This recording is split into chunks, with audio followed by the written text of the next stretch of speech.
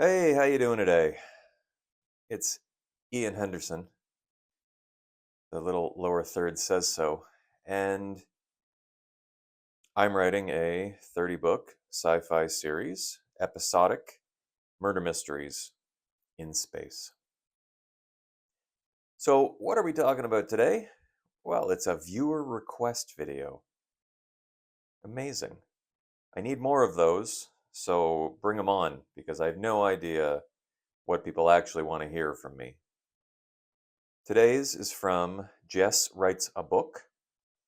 Jess has been a subscriber for a very long time, pretty much from the beginning. So it's been great. Thank you, Jess. But she wanted to know about plotting and outlining process because she feels like she's spending too much time on plotting. So I said, sure, I have to set up book 4 anyway. So today's video will be me setting all of that stuff up. And by the end of it, I'm sure I won't have answered your question because I outlined book 1, but I don't plan on outlining book 4. But you'll see how I go about everything in order to knock out a story. And it'll mostly be voiceover over screen recordings, I think. We'll pop back and forth to, my beautiful face. But that'll be it. And let's start off looking at a Scrivener document. Okay. You know, it's it'll do. It's 2 minutes of nonsense, but not really nonsense. It's all good. Hi, Jess. How you doing? Okay, so your brilliant host here neglected to hit record on the screen recording. So I now have to redo the 20-minute thing that I just did, which is great. What I have open is my all book ideas Scrivener document. And it looks like for book 4, we have a tentative title of Spacecraft. That's really creative. Shuttle captain is killed, stabbed. Only one person on craft who swears they didn't do it. Now, unfortunately, one person isn't good enough. So I added shuttle with 7 people on board. I need more suspects than that if we're going to deal with it. We still could have just one, but I don't know. Again, it's just an idea. We're not quite there yet, although the first scene will probably be something to do with either 7 or 1, so I should decide that soon. Where did book 4's idea come from? It was just mixed in here with all the other ideas. It wasn't called book 4. But because book 3 had so many bodies and so many people to talk to and a fairly wide open space, I decided to have like a shuttlecraft for book 4, and I just picked this idea and threw it up here and then filled in some of the detail. Okay, so that's that. That's where I got that idea from, and it's because it contrasts with the book before. Close. Except I didn't really want to close that, but whatever. Okay, we have another project open. File new. We will start a new project. I had to delete the one I just did a few minutes ago, but that's okay. It will be a fiction project, a novel, yes, create. It will be book 4 Spacecraft. Book 4 Spacecraft.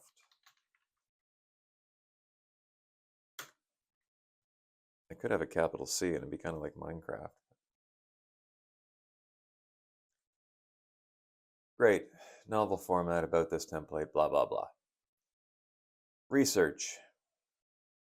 Give me back my other thing. Free. Free. Some things I may have to blur out. I don't know. Oh, look at all the people. So we've got structure, dialogue structure, technologies, etc. We'll throw all that into research from book 3 into book 4 now, just in case I have to reference it. Takes a minute to get that over there.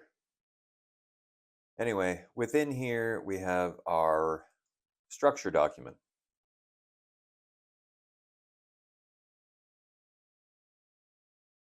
150? Sure. And this is something that I developed specifically for my stories. It is based off of something I saw Joe Webb do. He's on YouTube. He's now sort of separating himself from structure, and he's more on, I don't know, storytelling elements, the human experience, and he's developed like a card deck that you can use to build your stories that way. But in the past, he was about structure, and this is something I developed based off of a few of the videos that he put out. They were quite long, and I made notes and then tweaked it all so that it met my needs. So, I don't know if the screen recording is getting that side bit, but we can press this button, which splits things. I'll bring it back up.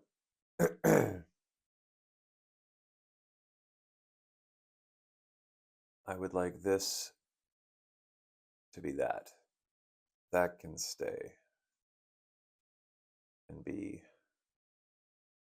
150 so that we can read it. So when you start with a template, it gives you a chapter and a scene. We don't want that. I don't work in chapters. No, say sacrament. Go back to the thing. Structure. Hate you. Structure. There. Fine. You got to click on the top bar here so that it's blue. Anyway, we don't work in chapters. At first, Act 1. Duplicate. Act 2. Duplicate. Act 3. Now what I'm going to do is I'm going to rename all of these scenes 1. -1. So scene 1 actually means that we're within Act 1, and then 1 corresponds to this first part. And we'll do it in card mode.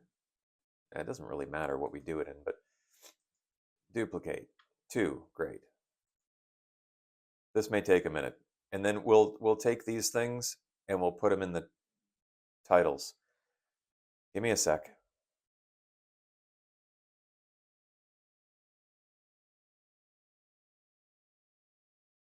Now if you click on the folder instead of the text document, and you've got the center button clicked, it'll show cards instead. So now we'll just copy and paste these things.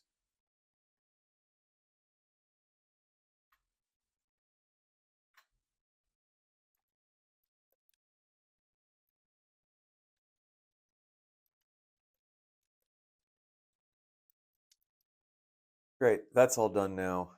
We can get rid of this double tab thing. Or split the screen. Now, what we also need, this blue eye inspector thing here, click on that. I usually have it a bit bigger. This will show you that title, so you know what chunk you're doing. And then the notes section is incredibly important. This blank area is just for writing. That's when you click on the file itself, not the folder. Blah, blah, blah. You know, but it's me, so it's dialogue. it's always dialogue. Okay, in the notes section, I will bring up. I'm not going to show this part to you, but I will. You'll see it when I populate it. We have the date for the investigations. As it goes on, I add to the dates so that I always know what year and date and whatever it is. Possibly times too. Times are really relevant in the first book, not so much in the second or third. With the next steps is what we have to do next in the investigation so that I know what the next scene basically has to be. People is everyone we've encountered, the suspects, I mean, and why or maybe why not. Why or, Jesus, how do you even phrase that? In which,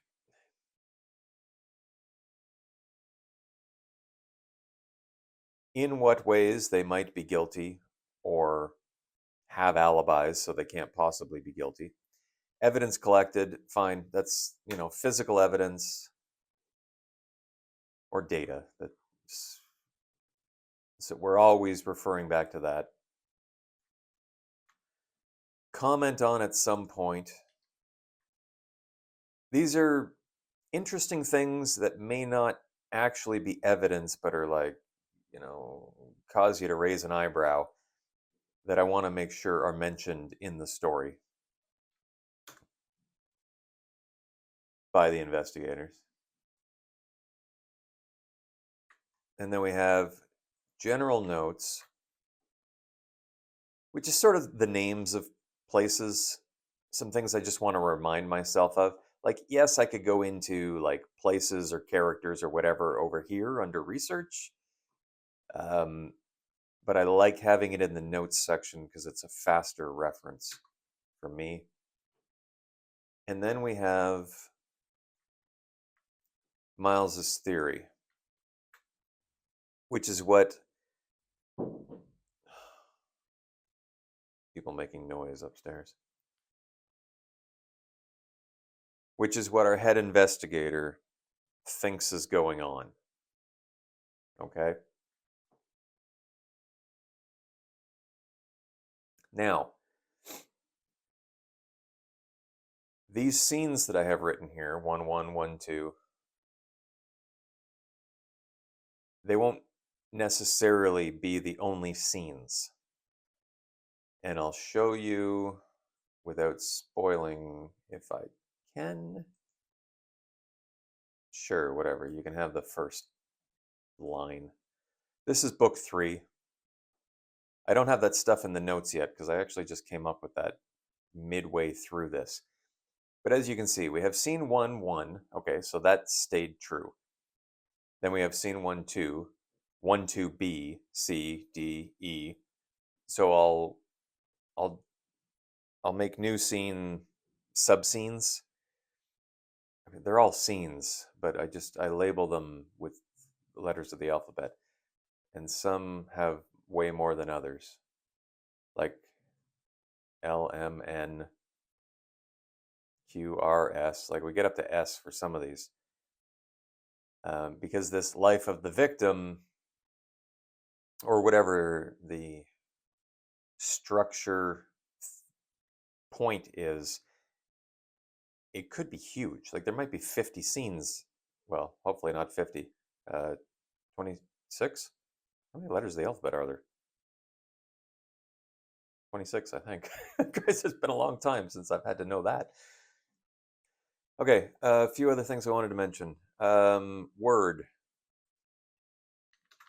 Word up. Blank document. Sure. I have to shrink this to get it over on the other screen. Draft with Copilot. God, it's everywhere. This effing AI stuff is everywhere. Does nobody want to do work anymore? I will normally have 3 Word documents up on the second monitor. And how do I get rid of you? Just go away. Oh, fine. Okay, the first one is interviews.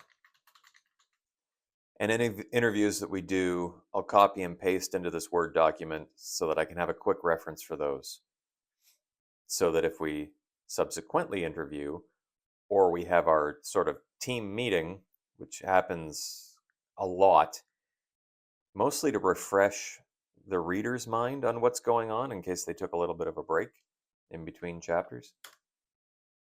So we do interviews, and then we have the notes section. So that same notes section over here, I mean, this looks simple at first, but like it goes on forever once you get into the investigation. This is the entire thing right here. This is the whole investigation goes on in this little pane, and then I'm just writing about it in this section with blah, blah, blah. Anyway, so notes I have in another Word document, mostly so I don't have to scroll, because I've got like this huge monitor, the second monitor, and it can have 6 or 8, well, it depends on the zoom level, but I'm old, so 6 pages up at any given point, and I don't have to scroll quite so much. So once that yellow pane gets a little too populated, I'll do another Word document with notes on it. And then the third one is true story or what actually happened. What actually happened is fly on the wall, every single thing that went on during the murder. So Miles's theory over here is one thing. It may not jive with what actually happened. I have to keep in mind what actually happened as I'm writing so that the people we interview, details we pick up are true to this, not necessarily Miles's theory. And then Miles's theory evolves over time. Okay, that's what we do. Where's the thing? It doesn't matter. Christ. So those are the 3 other documents that I have open all the time on my second monitor. Great, so that's that. And this is how I work. This is exactly how I work and what I see. And I just type in here. I don't have it at 150. What do I have it at? Probably 100. And I'll just blah, blah, blah, blah, blah, blah, blah. And down we go and whatever. So there is like typewriter mode or something which isolates it so that it's just this and some pretty picture you put in the background or a color. I don't do that. It's distracting. You can color code everything here. You can change all the colors. I don't do any of that. It's just distracting. I don't have any Pinterest boards or mood boards or playlists or anything. The way, I'm not saying it's right or wrong, the way I work is like I'm in a sterile environment, a hospital, a lab. Everything exists in my head. That's where the ideas come from. That's where I picture things. I don't want external stimuli. I just don't want it. I'm not saying right or wrong. You guys do whatever the heck you want. Now, we'll go back to the main screen and we'll talk about plotting or not. Okay, so we're back to the big camera now. We're done our screen recording thing. And now it's time to address Just Writes a Book's actual question, which is about plotting and outlining. Oh, this will be rough. Jess, I outlined book one on paper. I have a notebook. I wrote down, according to that structure that you saw earlier, I wrote down everything that I thought would happen. And wrote to that, and it worked out. It worked out pretty well, I think. It was book one. I was getting my feet wet. I was getting to know how I would be writing my characters, how they would react in certain situations. Book two was written during NaNoWriMo that just passed, and I only outlined the first act. Again, according to that structure, but I outlined what would happen in the first act. The rest of it, I just went with pantsing. Book three was entirely pantsed. Sorry, I'll go back 2 seconds. Book two, I did put out a video where I said plotting book two character conflicts, and that's where I went into what each of my main characters would be dealing with internally, their own struggles, externally from work, the job itself, and externally from the case. And anyway, that video exists, and you're free to watch it. Well, I think you did, but anyway. Book three, entirely pantsed. And book four will likely be entirely pantsed. The reason for this is that I know how my investigators react now. They're all professional investigators. They know how to do investigations. So, my only job is to present them with a mystery. We have a dead body, we have a setting, we have some suspects, or we have to find the suspects. And I let them do their thing. I write them doing their thing, but I don't actually need to outline or plot it. There are very methodical ways that we go about these things. Step one, view the crime scene. Where's the person? What do you think the mechanism of injury was? We have the medical examiner come in that fills us in on what the exact mechanism of injury was. And they know they have to collect data. They have to figure out, like in the case of book four here, it's a shuttle, apparently. I don't know. I don't know anything about this yet. Just making up stuff as we go along. Where did the shuttle come from? What was its flight plan? Like, where was it going? Sequence of events. At what point during the journey do we figure that this death occurred? Who could possibly have done it? Means mode of opportunity. Where'd the weapon come from? The middle that everyone seems to be so challenged by in other genres is not challenging in a murder mystery.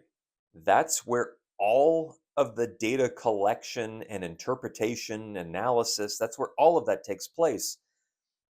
So it's not difficult to write if you're writing a murder mystery. Police procedural detective, blah, blah, blah, blah, blah thing. Um, so, Jess, I can't actually help you as far as how I go about plotting because I don't plan on it for book 4, and I didn't for book 3. Now, subject to change without notice, book 5 will probably be the same way. However, book 6 will be incredibly complicated. There's going to be not, I don't know the terminology. They're not really flashbacks, but like there will be scenes in the past. I don't know if that's considered a flashback or not, but past, present, past, present, past, present. We'll be going back and forth as one murder mystery or investigation in the past leads us to revelations in the one we're currently dealing with. That'll be a very complicated book. It'll probably be thicker than all my other ones. I don't know. That's book 6. Book 5 will just be a bit of fun. Book 5 is, well, I already know it. It's white space. And that'll just be Ian poking fun at himself for not being able to describe anything ever. So, literally, our investigator will be in a completely white room. There will be a body, and he'll have to figure out who it is, how they died, and maybe the lives of all of his investigators are at stake if he doesn't figure it out. So, there'll be some tension there. Book 4, straightforward murder mystery, locked door kind of scenario. So that's that. What did I want to say about Lewis? Everyone go subscribe to Lewis Roberts. His book's here. I don't know, but can I bring it up there? Yeah. Lewis Roberts. He's a new author tuber. Atop the Bell Tower is the name of this book that he's already published. He's got a sequel in the works. He just started on AuthorTube, and if you think I'm pleasant, you don't. But if you think I'm pleasant, that guy's 100 times more pleasant than I am. Uh, very lovely tone. Right, the reason, I was just thinking about this. The reason I brought that up, I want to see more men in the AuthorTube space. The only ones out there that I'm seeing, not the only ones, there's LDJ Writes is awesome. Cody, are there others? Is it just LDJ and Cody? If I'm forgetting you and I'm actually subscribed, I apologize. The other ones out there are offering advice, pure advice, and I don't, I think that we need more young males writing books, reading books, being comfortable with expressing themselves. This space is 99% female, which is awesome. A part of me feels that it's the whole stereotype of women are allowed to express their emotions, men need to like suck it up. Just suck it up and get it done. You know, there's no crying allowed. Go fix a car, build a house. Well, that's all bullshit. I know plenty of sensitive men, but we have to like hold it back or something because there's this societal expectation that women are allowed to collapse emotionally and men are not. We just have to stand there and take it all.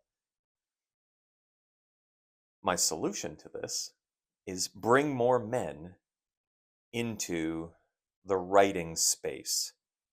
And how do we do that? By having more men, possibly older men like myself. Lewis is a tiny bit older, not than me, but he's a tiny bit older. Larry's great, Cody's great. We need more examples of the fact that it's acceptable to be a man and want to write. want to write fiction, want to write emotions. You don't have to just write fiction, but it's, what I'm talking about. Prove to young men that it is not shameful to indulge your emotions, your creativity, create art.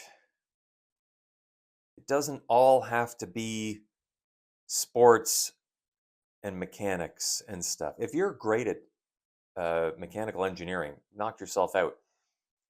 I'm just saying that arts don't have to be shameful. I would like to see more males in this space because I think having multiple voices enriches the world. We could go into a whole diatribe about how old white people have, your voices have been heard long enough, and I agree. I mean, absolutely every voice. If you feel inclined to create art, don't feel ashamed. This is an inclusive space. Everyone is welcome. We want your art. We went off here, but we'll start on book 4 now. Again, pantsing it. 6, probably plotting. Jess, look for a video in the future where I start plotting out book 6. I mean, that'll be a little bit in the future. I appreciate every single one of you watching. I hope the diatribe wasn't too much, but it was just something I felt needed to be said. If I misspoke, point it out, and I don't know, I'll do better next time. I'm just going off the top of my head all the time. Thank you all. Welcome new subscribers and everything like that. We're on book 4 of 30. We'll keep it up. Have a great day.